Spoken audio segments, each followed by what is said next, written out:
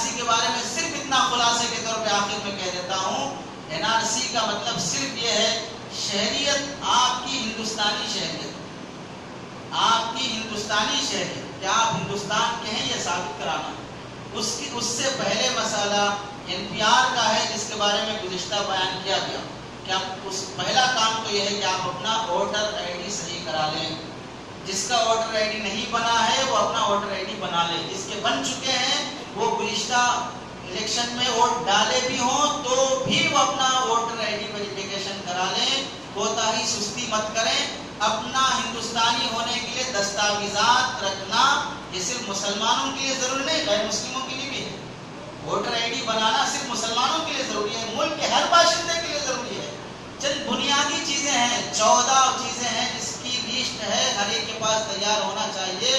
اس کی پوری فہرست جمعیت العلماء کی طرف سے تیار کر کے NRC کا مقصد کیا ہے، آسام میں کیوں ہوا؟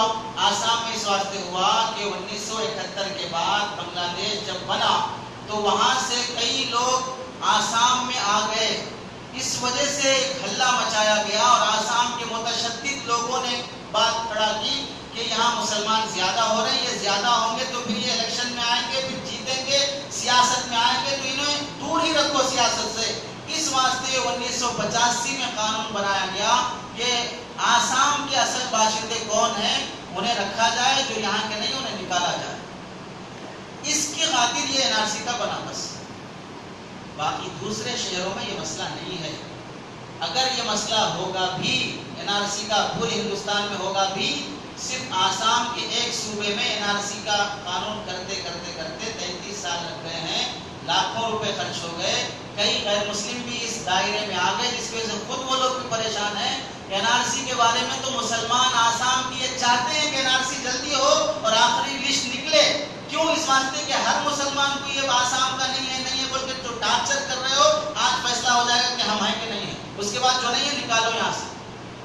مسلمان خود چاہتے ہیں، اس سے کوئی مسلمان پریشان نہیں ہے، بس اپنے ڈاکومنٹس تیار کرنے کے لیے انگریزی جانتے نہیں اس واسطے پریشان ہے۔ بس اپنے ڈاکومنٹس تیار رکھو، کوئی پریشانی کی بات نہیں، کوئی خوف اور ہراس ہونے کی بات نہیں ہے۔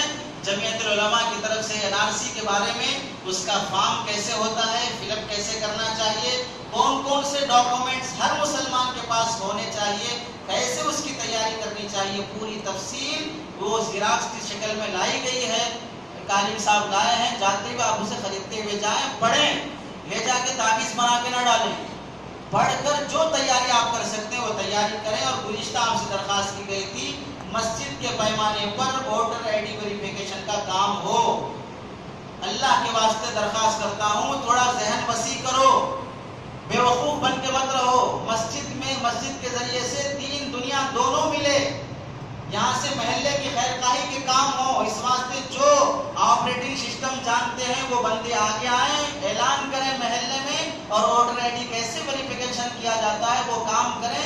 یہ دین کا کام ہے، تعویذ صرف تسبیح پڑھنا تہجد پڑھنا ہی دین نہیں ہے، یہ وقت کا دین ہے، یہ آپ کے علماء کہہ رہے ہیں اور آپ کو دین سکھانے والے آپ کے علماء ہیں۔